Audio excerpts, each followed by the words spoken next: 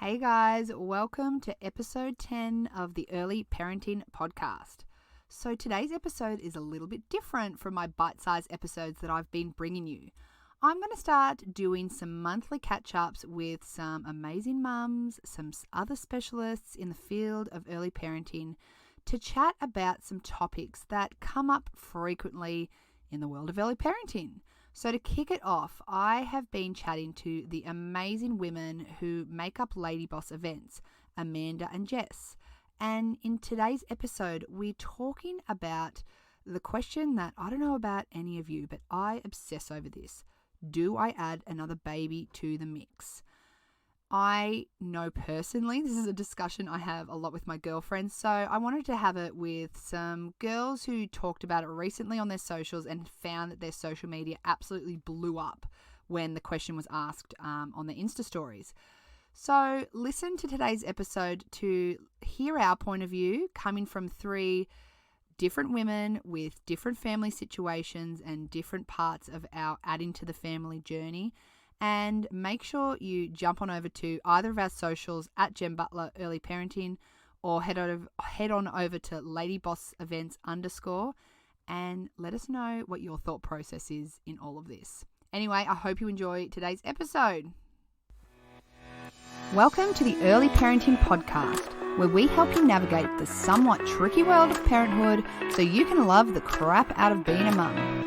I'm your host, Jen Butler, and I'm an early parenting consultant and a mama of two busy boys. Join me as I explore all things early parenting and deliver them to you in toddler-friendly, bite-sized lessons because, let's be honest, your toddler is probably smothering pseudo-cream on the wall as we speak. I'll be dropping my hottest tips on baby and toddler sleep, feeding, boobs, behaviour, and so much more. Are you ready to find your flowing motherhood? Let's dive in.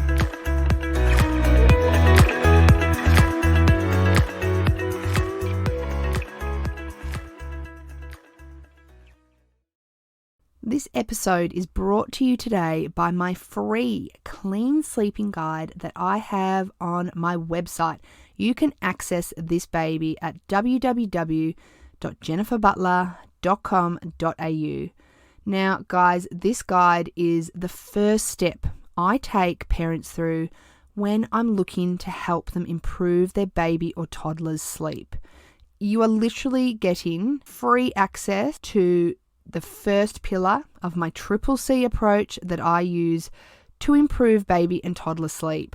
So head on over and download yourself a copy today. jenniferbutler.com.au/clean-sleeping. Okay, let's get into today's episode. Welcome to the Early Parenting Podcast, girls. Thank you so much for joining me. Well, thanks for having us, Jen. We're very privileged. Now, for those of my listeners who may not know you, can you kindly introduce yourself, maybe individually and collectively? Who's going first? Yeah, I'll go first then. I'll jump right on in, Jess. So my name's Amanda McCulloch. I'm the owner of Big Rocks Consulting, which is my consulting firm. I do a lot of event management and tourism work. And then on the side, I also work with the Fairley Foundation and also do some work with Lady Boss events. So just shuffling a few hats just there. a few things. Just, keeping it low-key. Absolutely. And you kind of got like 3 kids. Yes. Yeah. You know? That happens too. That as well. Yes. Yeah. 3. Oh, and a husband. Let's not forget three. the husband. Yes. Amanda's got 3 businesses and 3 kids and a man-child. You know? Hashtag busy. Yeah. Hashtag busy mum life. And Jess, tell us about yourself, darling. So mum of 1. I've got my little man Eden, and pretty crazy like Amanda. I run the Talent Collective, which is a talent management company. I've been doing that for about 5 years now, which is really amazing. And then Amanda and I have come together and obviously created Lady Boss Events, which has just been absolutely fantastic. So country girl, now living in Melbourne, and just trying to get through life. And I suppose I'm the flip. I'm the Melbourne girl now living in the country. And that's what hold on. I went country, Melbourne country again. Yes. So we've all had a little piece of the journey of going city country. So it's a nice mix, isn't it? It is a nice mix, yeah. A little bit different than the dairy farm. Yeah. Living in Melbourne at the moment, just slightly. Just a little. Just a little. Keeps you real, Jess. Keeps you real. Now, you girls are bringing an amazing event to regional Victoria shortly, which we are going to touch upon later on. But the reason I brought you girls on was recently you put a question out to your audience on the gram, and it was probably such a, innocent question that you girls were talking about, weren't you? And the question was, when do you know you're ready to have another baby? And your social media exploded, right? Tell me about the response. Yeah, it just went nuts. And with Eden's now 3, so we've just hit that real sweet spot of life is looking good again. We can go out for lunch and we can probably get an hour, of where he's entertained and everything else. And the thought of just going back to the start and starting again right now just is like, but basically I was having the conversations with girlfriends and I threw it out to Amanda and I just said, how did you know you wanted 2 or 3 or 4? Because I feel like it's something we're not really talking about. And obviously we talk about, kind of the yearn before number 1, or maybe some people don't have the yearn before number 1. Accidents happen. Life sends you where it sends you. But it was something that, I feel confused within my own self as to, what we want to do moving forward. And we threw it out on Instagram and the response was just amazing that came through from women. And we had so many different, sides of it come back as to why people expanded their family and why they didn't and, the process that they kind of went through. So, yeah, it was a bit wild. And I could imagine, I know this is something, I think this is why I jumped on the opportunity to talk about it because I obsess over this, so much so, that saying analysis by paralysis or paralysis by analysis, whichever way it goes, that is me. If I wanted to, it was easy going in for the decision for number 2, but the thought of going into number 3 has blown my brain. And so that's why I think this is awesome to hear because we all have very different experiences with how our family has expanded or where we're thinking about expanding. So I just think it's a nice opportunity for people to hear all the different sides. Yeah. So let's talk a little bit about where each of our families are at. So girls, maybe we'll start with you, Amanda. Yeah. So tell me, who's in your family at the moment? So myself and my husband, Matt, and then we have Madeline, who's just turned 6, Hunter, who's 3 years old, and then Xavier, who's 1. So we have quite a compact little family. We did for a while there have 3 under 5, or 5 and under, sorry, I should say. So, challenging is definitely a good way to put it. I think... Maddie's always been a wonderful little mother figure for the boys, which I think has worked really beautifully. But I would say that she was definitely in that basket of wanted baby. She was, we had the beautiful dream wedding. We really wanted our first child, said pregnant, fell pregnant, incredibly lucky in that respect. Yeah. Hunter also wanted. We lost one between Maddie and Hunter. So we were very much... waiting for Hunter to come along, and that's why there's sort of that 2.5 year gap between. And then Xavier, Matt and I had always said we wanted a 3rd baby. Matt lost his sister Kelly when she was 35, which made him an only child again at the ripe old age of mid-20s. Wow. So he very much had always said he would like to have 3 children because he would never want something like that to happen to his kids. So we'd always said we'd have 3. We never anticipated we'd have 3 so close together. So I think I can safely say number 3, our beautiful little boy Xavier, was a massive surprise to the point where we didn't even know we were pregnant until quite late in the piece too. So I can't say... subconsciously in denial. Yes. Oh, I think I was majorly in denial. I'd only just finished feeding, it felt like. And, having these babies climb out of cots and then, shuffling new babies into cots. It's chaos. But at the same time, very fortunate. I mean, we're very lucky too. We might have gone down this path and waited longer and not been able to have a 3rd. We're both getting on in age now. So we're very lucky we've sort of had these, you know, little babies in a short period of time. And while it's chaos now, hopefully, give it another 5 years and they'll all be that bit older. And this is it. This is one of the biggest things. And someone said something to me that has stuck with me, that you'll never regret the babies that you have, but you'll regret the babies that you don't have. And that's something that's sat so true with me. And like your situation, you know, whilst, you know, perhaps, and as business women, we do try and plan, not just business women, just women in general. We often have a tendency of really trying to plan things to a T, but it's like, at what cost, you know? Yeah. Like Absolutely. And that's probably where my head's at a little bit now, because it kind of feels like the romance is kind of gone out of it once you get past that first one. Yep. It does become a planning thing, you know, and you've got people saying, oh, go straight away, go bang, bang, bang, have a few shit years, and then things will be, you know, roses get it at the over end. and done with. And then you've got people who have had a gap. They're like, no, wait until the first kid's a bit older. Then they're a helper, and it's amazing, you know. And I feel like as women, we're just bombarded constantly with messages of what we should and shouldn't be doing with our bodies and everything else, and it just becomes so overwhelming. Yeah. Let alone the apps you can now get that predict when your fertility happens, and you can be monitoring it so closely and become so obsessed with it that it can just take over your whole life. Yeah. And you wonder how much of that impacts on your actual ability to be able to conceive. And that's exactly what happened with us. We were just in this situation. And I feel this is why it's so important. You know, we had the conversation with the birds and the bees and, you know, everything else. You know, we're told about our periods. We're told to, you know, use protection and all of these amazing things. But we're not actually told about our fertility cycles and the windows of where it actually, how you know, to it actually get really pregnant happens. when you want to. So, you know, and I was in that boat. We then turned around and actually went, okay, let's have a baby now. And we actually started trying before we got married. We were trying when we were engaged, and we had everyone, you know, being like, when are you guys going to have kids? And we're like, ha ha ha, as if now. And no one knew we were actually trying in the background, and Eden ended up taking 3 years in the end. But my partner travelled for work, so it was 2 years over a 3-year period, so it felt even longer.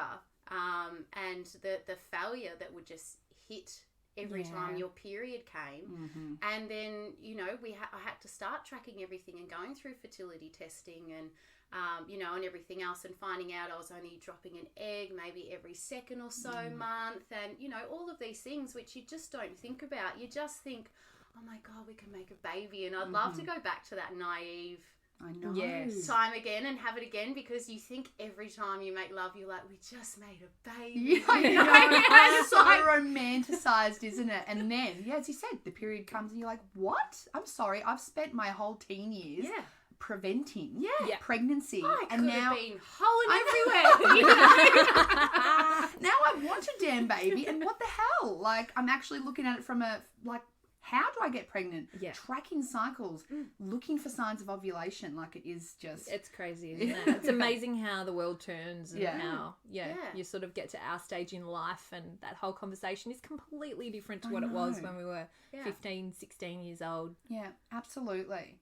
So tell me, girls, so for you, Jess, you have Eden. Yeah. It was a long journey for you to get to having him. Yeah. So now you're at this place where you're considering whether or not you want to have one. What makes you want to have a baby, and what makes you scared to have a baby? We're really in this limbo land. So health-wise, we obviously then found out through, you know, appendix exploding and all other things happening. Then finally, after 12 years, I was diagnosed with endometriosis, which, you know, over a 12-year period, I'd had probably, you know, 5 or 6 internal ultrasounds and was constantly in and out of doctors, and never once did I hear this word endometriosis uttered to me. So it was actually amazing when, you know, it finally, shit all hit the fan.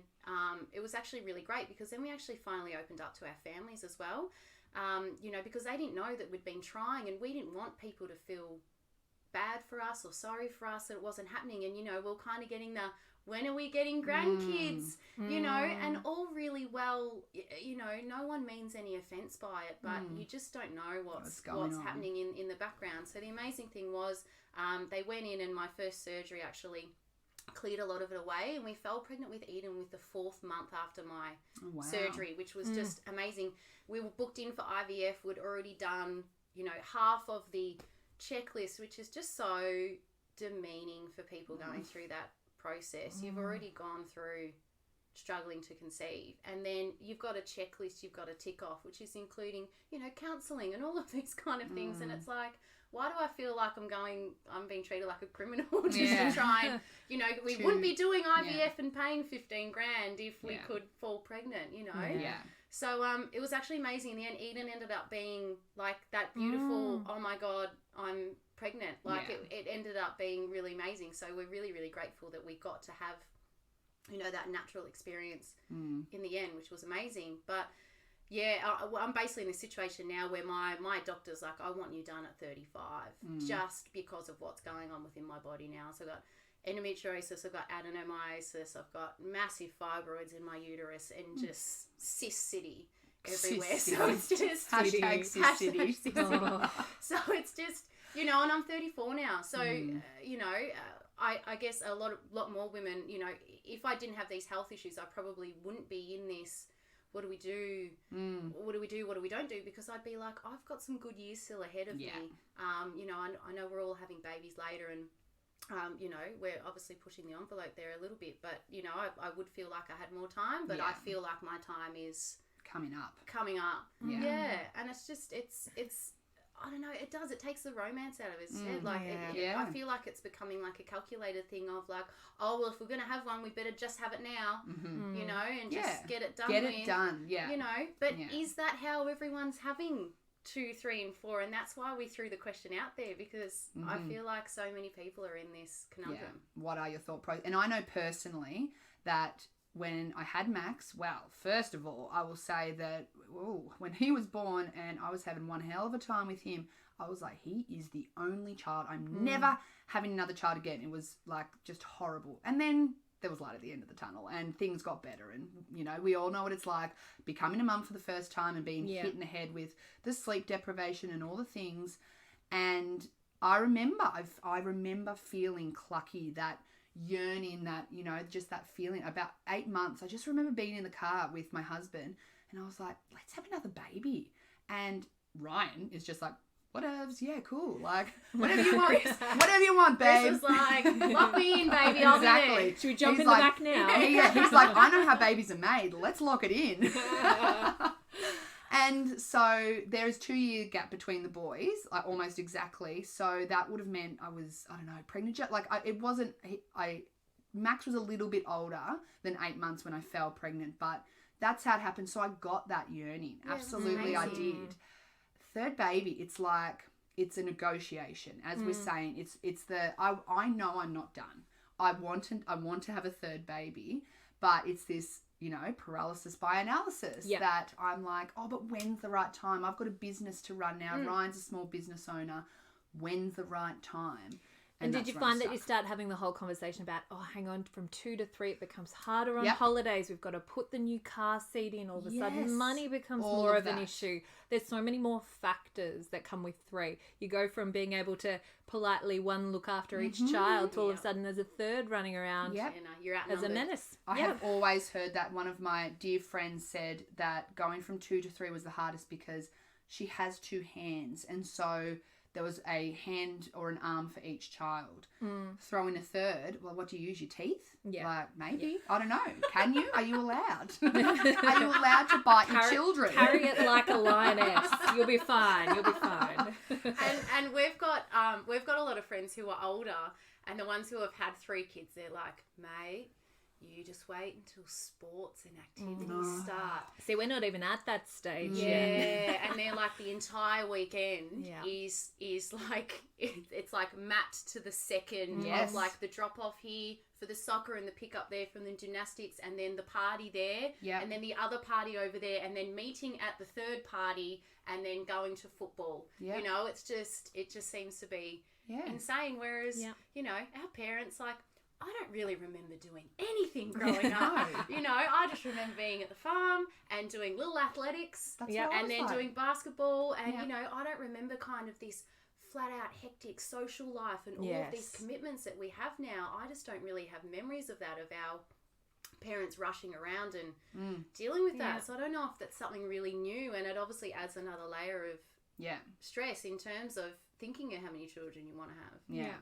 And I think that in that too, like, we do what we allow ourselves to do, don't we? And it's like, this is the thing, is you can either make having a third more complicated and going, well, I want to make sure that my child is able to do this, that, and the other, or do you do what our parents did and simplify life a little bit, you know?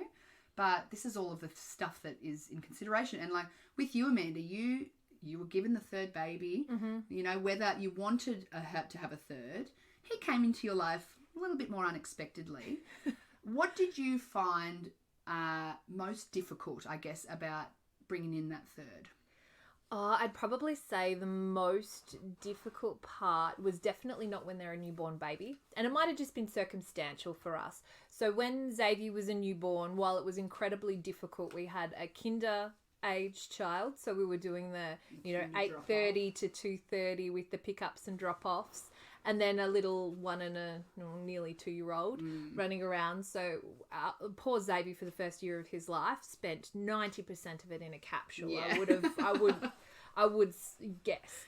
It was tricky, but babies are beautiful. They sleep, they feed, they love you, they look at you with those gorgeous little eyes. Yeah. And they're very, sleep deprivation's incredibly difficult. Yes, mentally it can be quite draining having the 3, but I think a baby stage was a lot easier than a 1.5-year-old, a 3-year-old, and a 6-year-old. Yeah. Because now they're all on the move. There is just no containing them. And this is where I think too that I was onto a winner with the whole just going, I had this baby Max, and I was like, let's have another baby, because he was still a baby. It was so, I think if I had waited until toddlerhood, I would have been like, I don't know about this. Yes, yeah.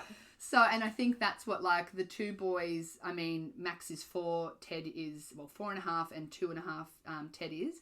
And, like, I'm right in the crux of that, you know. They're like, it's a full-on day in the Butler household. And so it is that now I'm at that stage where I'm like, okay, so 2.5 is tricky to have I did have a 2-year-old and a baby, but I sort of just feel like now you do that whole wait a little bit and wait for them to get older. But I literally am just overthinking things. And that's why I think it's so fascinating, the conversation and the thought process that everyone goes through. So obviously, you can see that between all of us, everyone has different thought processes and different ideas about it. But at the end of the day, so I think that it's good for us to share our thoughts and our whole experiences. So Amanda, I'm going to start with you because you do have the most children out of the lot of us. Yes. Any words of wisdom about the process of either deciding to add to the family, or on the other hand, well, I think maybe even Jess will save this for you, is to look at that other point of view as why perhaps we wouldn't. What's your words of wisdom of adding to the family? I think you nailed it earlier with your quote. You'll never regret the children that you have. You'll only regret the ones you don't. I think if circumstances had been different and we didn't have Xavier for whatever reason, I would always regret not going back for a third. Timing, I would never want to get preachy with women. Ultimately, it's completely your own choice. Yeah. But I would always go in favour of what your gut instinct is telling you. If you really want to have a third, and you think there's a limited window for whatever reason, don't sit back and wait until too much time has gone past, because you just never know what's around the corner.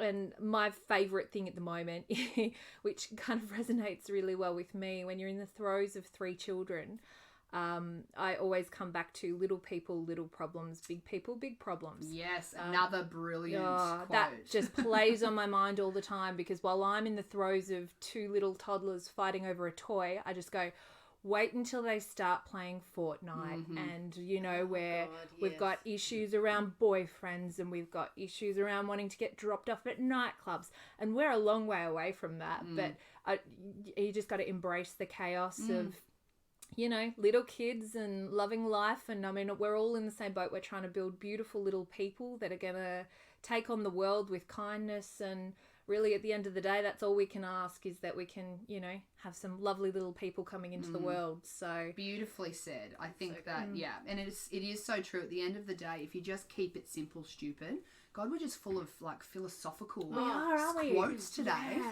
But like, and you know, stop overthinking it. And if you know in your gut that you want to add to the family, then just do it. And like, you know, like from a point of view, and I'm literally sitting here taking my own advice as well.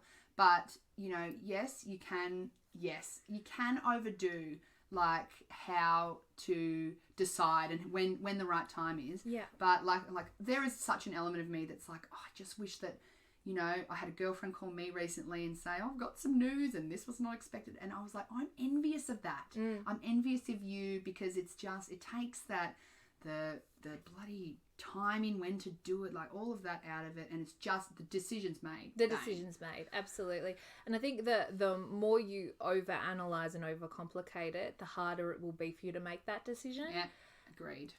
Make it, do it, roll with it. Yeah, it's going to be hard. Yeah, business might have to sit on hold for a while. Yeah, things might have to scale up or scale back. You might have to call in the mother-in-law and get her to help out.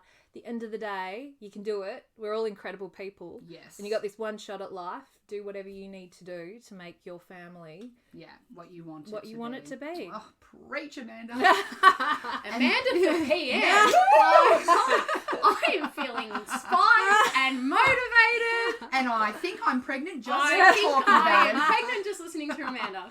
So, Jess, how does that make you feel? That's like, honestly, Amanda's words were just like, I'm just sitting here in awe, just listening, because I know how hard she works and everything that she has going on. And honestly, this woman is just so amazing. I'm in awe of anyone who has more than one child. Yeah. Because I honestly, you know, I don't, obviously you get through it and you do what you got to do, but you know, you just know how much time goes into your kids. Yes. And it's just, you know, and then to try and have something outside of that as well, if that's what you want to do. If you want to stay home, you know, with your kids, then bloody stay home with your kids, and don't you feel guilty about it, you know.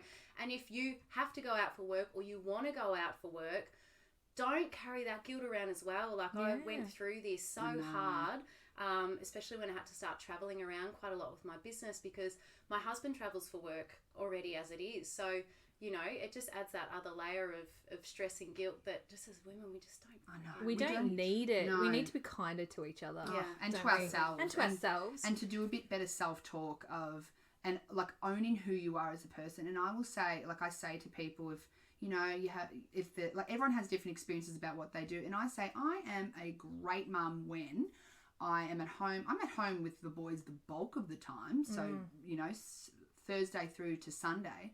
But then by Monday, I am fanging to get to work and do my thing, you know? Exactly. So, Have some adult time, stimulation for your brain. and that makes me a good mum, but my next door neighbour might have a different balance of what that looks like.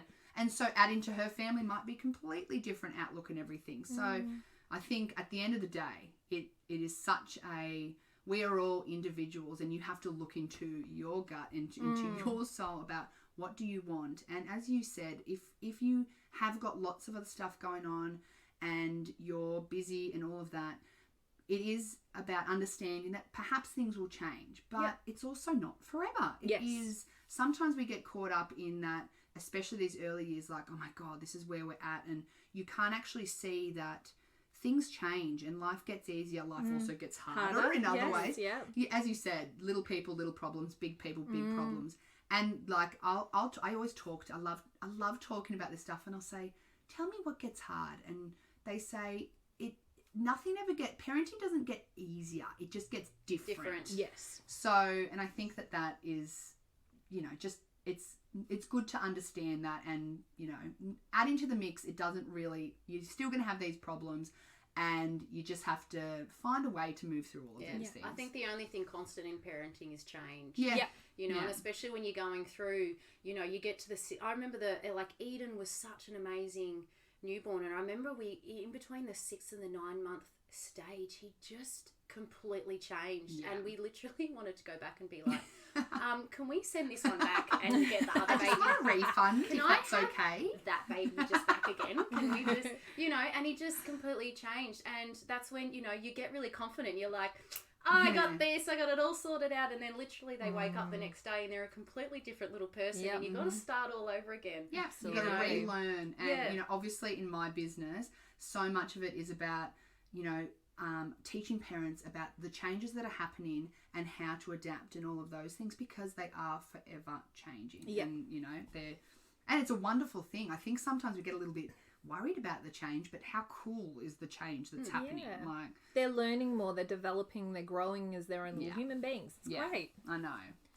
All right, girls, let's shift gears a bit. I think that we have covered some amazing ground there, and I hope that everyone, I love talking about this stuff, so I hope that all the mamas out there listening, love this conversation too. And also, let us know if these are the sorts of things that, you think about. Pop us over onto our social. Now, you girls are Lady Boss. Yeah, Lady Boss Events _. I was going to say. Yeah. Or at Jen Butler Early Parenting. And let us know what your experience is with all of this thought process. We love hearing about it.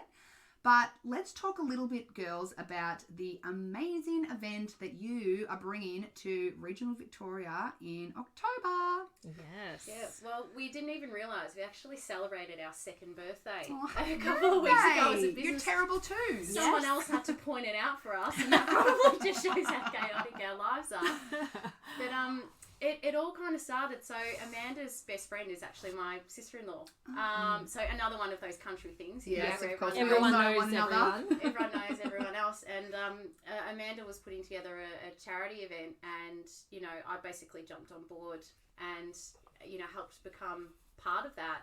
And we were like, why hasn't this been happening? And regional women were just missing out big time. There's all these incredible events in big city Melbourne and Sydney and Brisbane and Adelaide and Perth, and there was just nothing for the regions. You had to get in the car for 2, 3, 4 hours and travel to see anything of quality in a regional in a metropolitan area.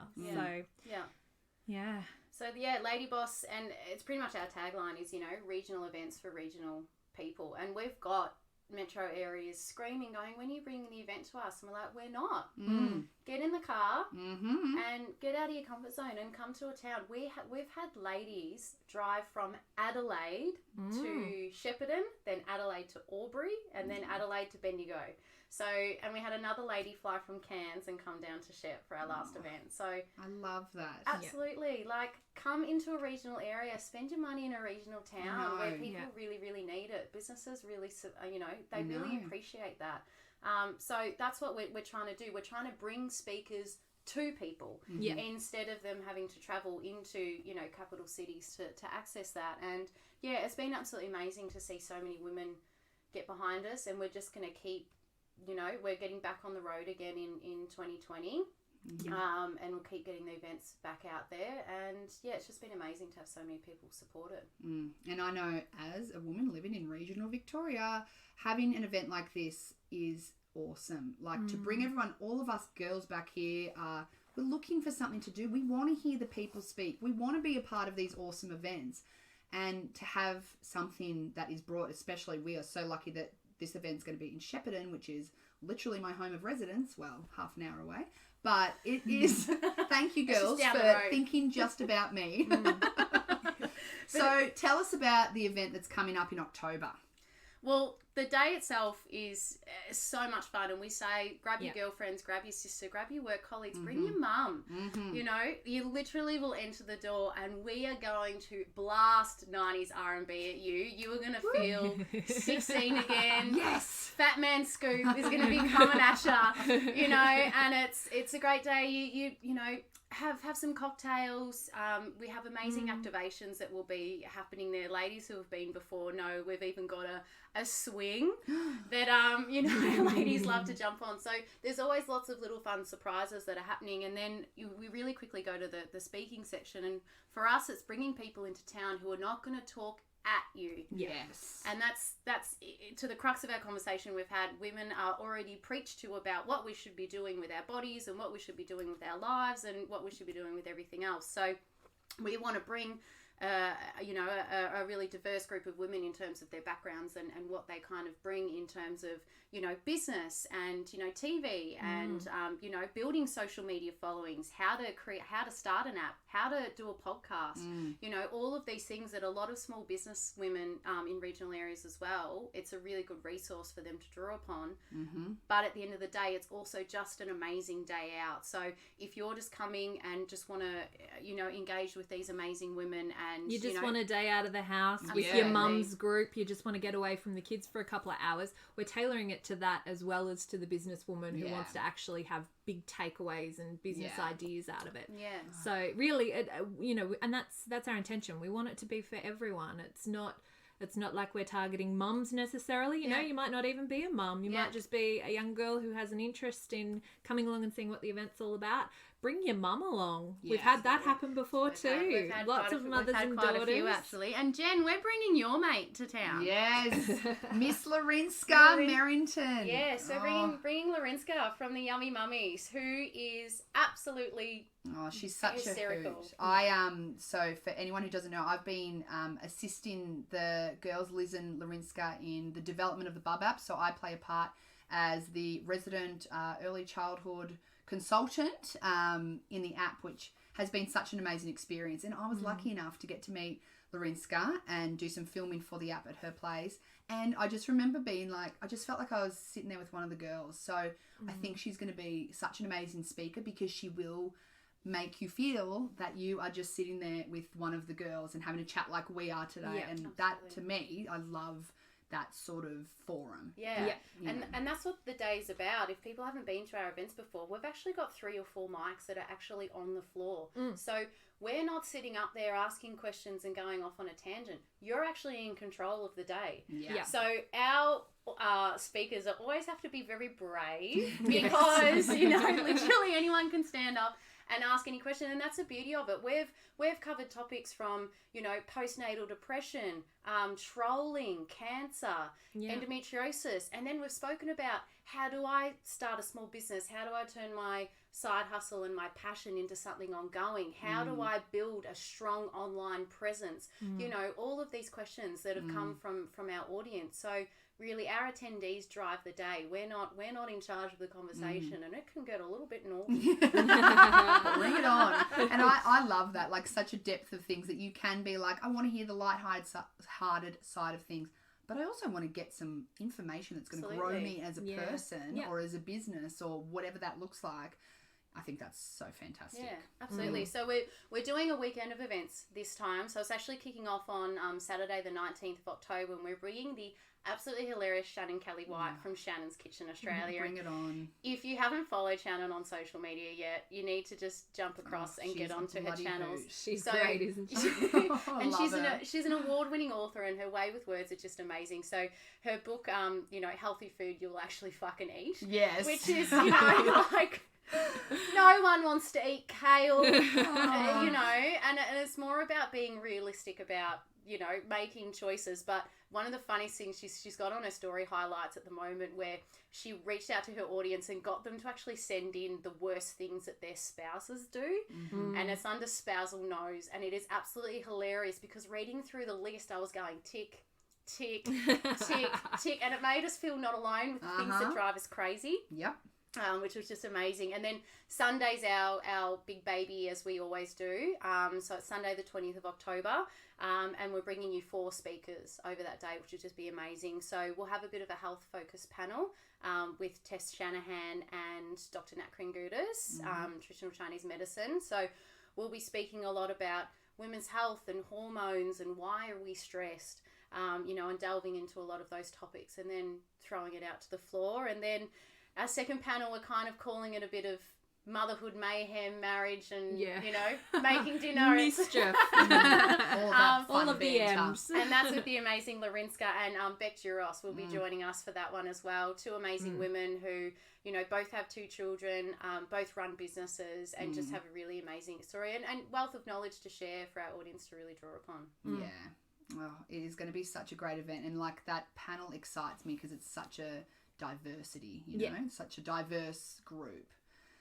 All right, girls. So tell me about where people can find you, where they can buy tickets, where they can follow you, all of those things. What sort of details can you pass on? Yeah, absolutely. So our tickets are on sale now. So we encourage you to jump onto our socials is probably the best way to find us. Yeah. So on Instagram, ladybossevents_. If you jump on there, our ticket link's on there. We've got lots of content on there as well. You can also go through to our website, and we encourage you to sign up. We've got a great early access, which a lot of women have been using. We put out a newsletter, and if you sign up to our newsletter list, you can be the first one in the know for tickets going on sale. And we've done a few early releases, and we've got some great women on there that are jumping in nice and early to make sure they secure their tickets before they all sell out. Mm-hmm. So, we're also on Facebook, and look, just encourage you to really support these events. These events are not necessarily easy to put on in regional areas. They are a really costly thing, and they need to be supported. So we do hope that we have the support of lots of regional women who want to come out and enjoy a day out, and then we can keep putting on awesome events for more and more wonderful regional women. And anyone who is listening who is outside the Goulburn Valley region, you know what? Jump in a car and come out here and meet us. Absolutely. Like, head out. If you're Melbourne, drive, jump on that plane, do your thing, get here, and it's such a fantastic day out, and it is so wonderful to support small regional businesses and to get these sorts of events off the ground. Yeah. Thank you so much, Jen, thank you for time. joining me today, girls. I think this has been a lot of fun, and I really hope the listeners have got a lot out of, just, understanding that perhaps if you're nodding your head going, oh my God, I'm having these same thoughts and the same things. Well, take away from this that, A, you're not alone. And I think the resounding message that I think we can all take for anyone who's in the boat of, do we add to the family? Do we stop? Do we do what your gut tells you? Yeah. Do what your gut tells you. And, we don't do enough instinctive, listening to our heart as much as we should. And perhaps we all need to tap into that a little bit more. Absolutely. Yeah. So thank you so much for joining me, girls. And can't wait for the event. Yay. Thanks for Thank you, having Jen. Woo! See ya, girls. Bye. Thank you so much for joining me in today's episode, guys. I hope that you enjoyed it. If you did, please head on over to your podcast streaming app, whether that's Apple or Spotify, and leave me a review. I want this podcast to get to as many ears as possible so that other mums who might be having the same questions as you can find a little bit of information to help their parenting journey along. And you know what? While you're over there leaving a review, please feel free to subscribe so you don't miss a single one of my episodes. And don't forget to hit me up on my socials, Facebook and Instagram, @JemButler_Early Parenting. Can't wait to bring you your next episode. I'll see you back here again then.